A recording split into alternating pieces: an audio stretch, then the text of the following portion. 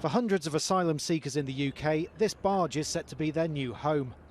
The first 25 of an eventual 500 men are expected to board the Bibby Stockholm, moored off the port of Portland, on Tuesday.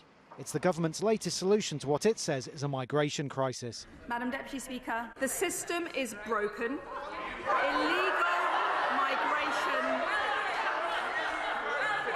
Illegal migration is out of control. Around 50,000 asylum seekers are currently in hotels at a cost of nearly $8 million a day. When the barge arrived in mid-July, it was met with protests by those who see it as inhumane and those who don't want the men there. Asylum seekers are human beings. They need to be treated with decency, courtesy and respect. That human beings are best cared for in communities. A barge is not the way to treat human beings.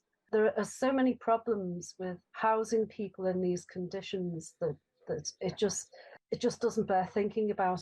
Having so far failed to deport migrants to Rwanda, Rishi Sunak's government is on a mission to cut the number of small boats arriving in the UK.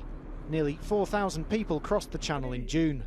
The fact that the Bibby Stockholm has 222 cabins but is set to house 500 men could also be seen as a deterrent. The Home Office has cited Belgium and the Netherlands as countries that have safely hosted asylum seekers on barges.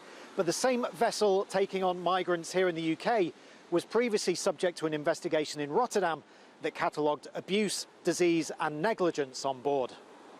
It's been unclear if the barge has fully passed fire safety tests.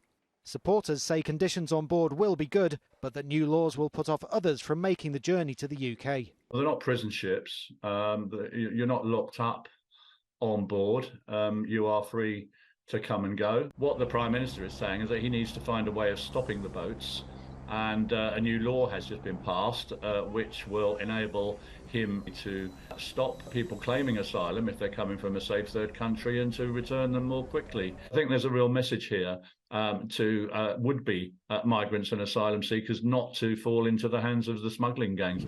The barge is set to operate initially for 18 months.